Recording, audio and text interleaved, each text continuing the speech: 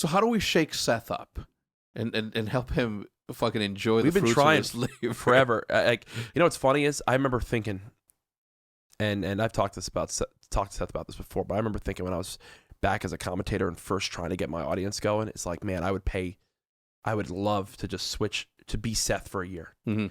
Because Seth has done a great job with many things in his business, and I know that there's pressures for him as Call of Duty, but we've talked about this before, and I will say very candidly, Seth has lost out on millions of dollars.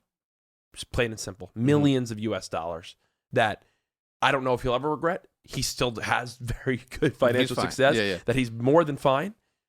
But me as the business person I am, even if Seth just reinvested and had someone hired to his team that could push those things forward,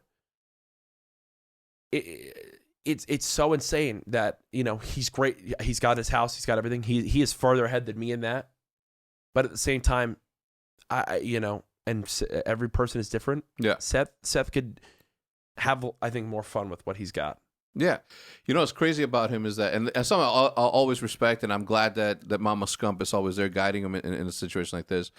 But I do appreciate the fact that he's so frugal and he's always thinking about his next move. Like we talked about it recently in the podcast, where he's like, you know me, man, I take care of my money because I never ever want to need for anything or want for anything. I don't buy expensive shoes. Look at the way I dress. Like he's like gym shorts and what is like, I don't care. He's like, I'm a Call of Duty player first, and then I'm a content creator.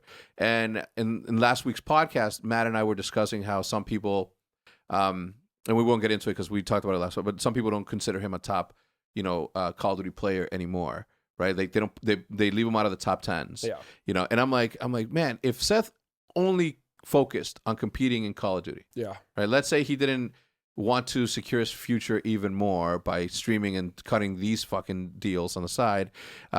If he just focused on that, if he said, by streaming, by YouTube videos, I'm just a Call of Duty player, like a lot of these Call of Duty players do. Can you imagine how much better he'd be? First off, people are ignorant for not putting him still in the top 10, but Seth is the greatest Call of Duty player of all time from a casual standpoint or a competitive standpoint in regards to what he's been able to accomplish across all these years, in my opinion. Like he is the life and blood of that esport, and his value can never be, you know, understated. Taken for granted. Yeah. And the same goes the other way, right? The same goes the other way.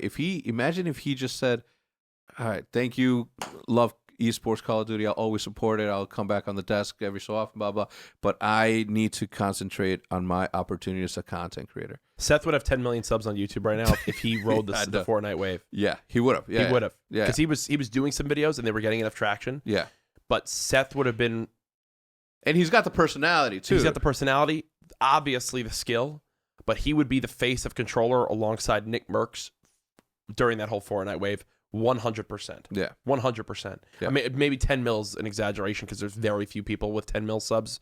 I mean, hell, Muzelk is still just Fortnite and is about to hit 10 mil, which is an incredible achievement. Of course.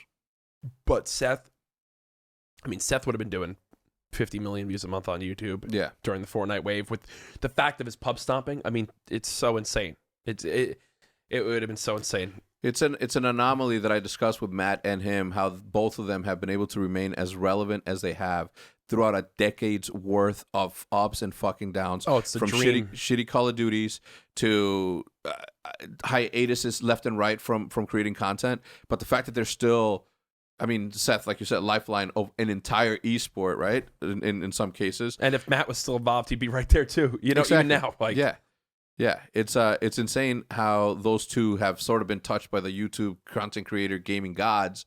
They say you guys will continue to be that. What do you do? Do you notice anything that they do differently than anybody else that they're not doing, or what is it about those two? You once said something to me that really resonated, which was like, you know, you get these younger audience and they'll grow up watching you. I think that what makes them such a long time fan base is that those people grew up with them and are still resonating with them. Those kids that were the kids that dreamed of winning these tournaments or being COD kids or loved COD at 14, 15, just like them, are also the same kids that are now getting into their career or having their first, or having girlfriends like Seth and Matt have, and are seeing them begin to get into their more adult life, and it's still resonating with them. But they still all love video games. Yeah. They might not be able to put as much time into it, but they still love video games and still love what they're about and still want to rep them. So I feel like there's that super personal core connection, and that will never be lost, right? We joke about it, but like Matt comes back to Twitch streaming and really gives it his all and is at 21,000 subs. Yeah. And then obviously other things call him. He's got a business in 100 Thieves. He's got other passions in life. He's got other things he's got to do that he's not able to put as much time as these other people, but he's still got it. You know, Seth, when he dove back into streaming and gave it his all, 27,000 subs, more than I ever achieved in my peak of Fortnite. It's stuff that I really envy and look at as like, that's goals right there, right? When people are like, damn, that's where I want to be.